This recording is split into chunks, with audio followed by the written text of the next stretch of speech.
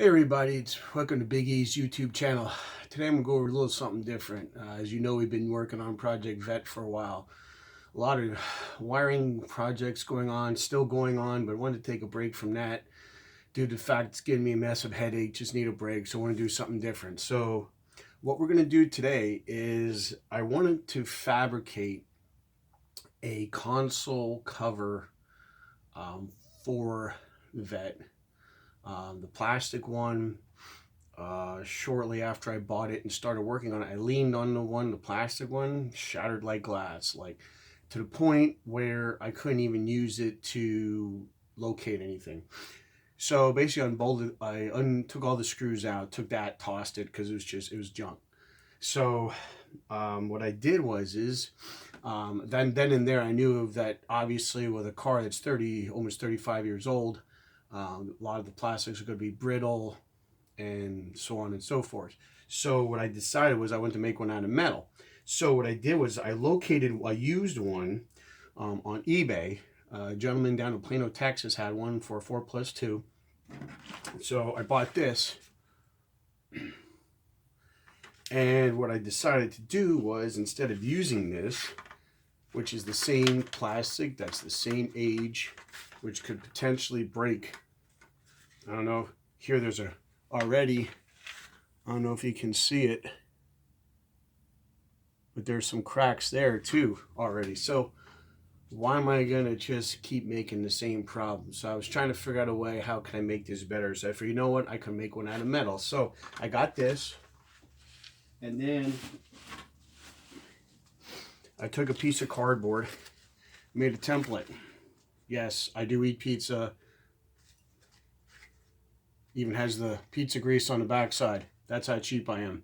Anyway, so I made a template out of this. Now, here's where you decide something from a project, and then as you do the project, you change. I originally was going to use 088 aluminum, but then I came to the conclusion of, why do I want to spend more for 088 aluminum when I'm going to paint it anyway? If it was one of those where I was just going to polish the aluminum and clear it, okay. Ultimately, what I want to do is I want to paint this to give it like an antique road racer look. So basically what I did was I just got myself a nice sheet of steel, plate steel. And it's pretty sturdy. So what I'm going to do, well, today basically what we're going to do is we're going to lay it out and we're going to trace it out with a Sharpie. When I originally was going to do this video, I was going to wait till everything was fabbed up and painted and just kind of go over the highlights. But the thing is, I don't know if I probably missed some things. So I'm trying to catch you up to where I'm at now with the console cover breaking, finding another one and getting it on eBay and making a template of it. So that way we can make this piece, and then from here on we can go like in real time, if you will. Just follow me on this. Anyway, now I have to admit I did screw up making this. Anybody who's real sharp, I have here top, so that tells me, okay, so when I lay it down, I'm going to do this, mark this here and then trace it out. I screwed up. What happened is when I made this template, I drew everything upside down. In other words, when I marked everything on the cardboard, I did it with the face of the console cover facing down. So what ended up happening was the shifter hole was on the wrong side. So I was like, oh, I'll just flip it over. No, because then this switch here for the mirrors would be wrong. So what I'm going to do to correct that problem, you can make another template if you want to. What I'm going to do, I'm going to put index marks here on my template and on my piece of steel on both sides, okay? Now, follow the thinking in my head, if you will. What I'm going to do is I'm going to trace this out, the template, and then I'm going to get this on the correct side, okay? And then once I get here, I'm going to flip this over. Okay. You know what? The problem with real time, I realize I screwed up. I have to have this perfectly level. This looks like it needs to go up a little bit.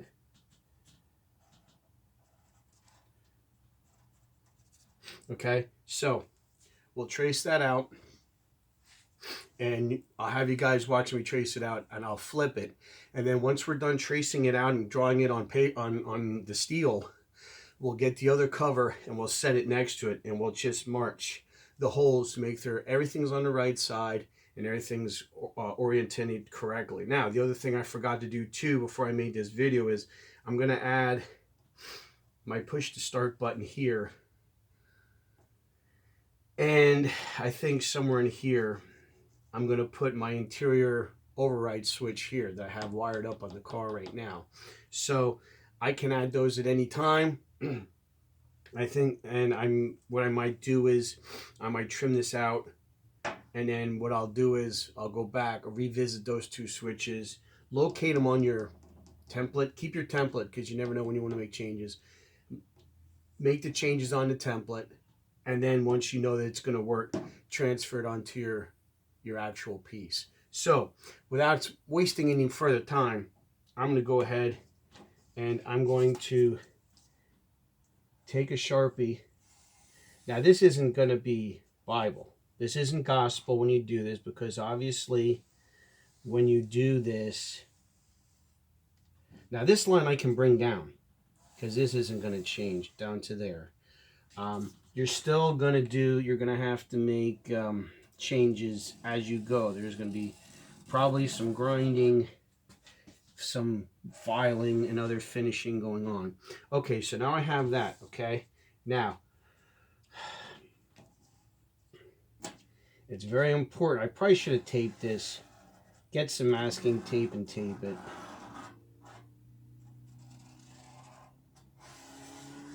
Now I can do these because these are the same. These are the power.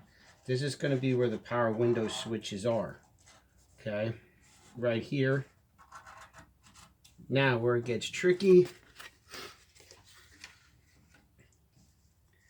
Okay, so we're going to line that up, line that up, line that up.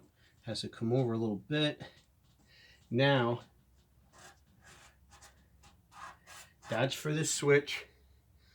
For the power mirrors, side to side.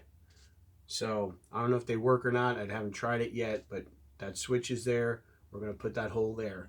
Whether the mirrors work or not, we're going to fix that in due time, but at least we'll be able to have access to the switch. So now you want to have your cutout for the power seat controls and other controls. And then you're going to finish up where it goes and finishes off in the back.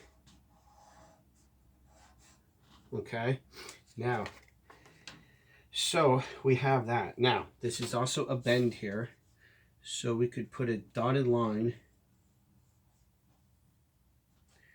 and we'll just put bend down. We'll put a dotted line here. We'll put bend up about 45 degrees. And we'll do the same thing on the other side. Now, I don't know how well you can see how well that's drawn out on my horrible camera here that I'm using. You can see there's some scribble scratch there that should resemble a console cover. Now, what I'm going to do, I'm going to take the original stock factory piece that I got off of eBay, and I'm going to set it right here. Now, one thing you're going to notice, Eric, this is missing, right? I get that. I haven't quite figured out how to make the cigarette lighter and ashtray thing with the cover work. I don't smoke. I don't plan on smoking. I'm just going to delete it. You do what you want. It's going to be your deal. Whatever you're fabricating, it's your deal what you want to do. For me, I'm not going to go ahead and put a whole new interior in a vet, rewire a vet, do this, paint everything, make it nice, light up a cowboy killer and decide to torch the whole interior. I'm just not going to do that. So I'm just going to delete this for now. So anyway, so this is what we're going to do. That's at the right place. We have these here. Yep. So we did get it at the wrong place. Good thing we checked. So now we're going to get our template back. So basically what we're going to do is we're going to put an X through there so we know that we messed up there. And that's no biggie because we're going to sand and primer this. Remember, we're painting it. So we're going to go ahead. We're going to line everything up.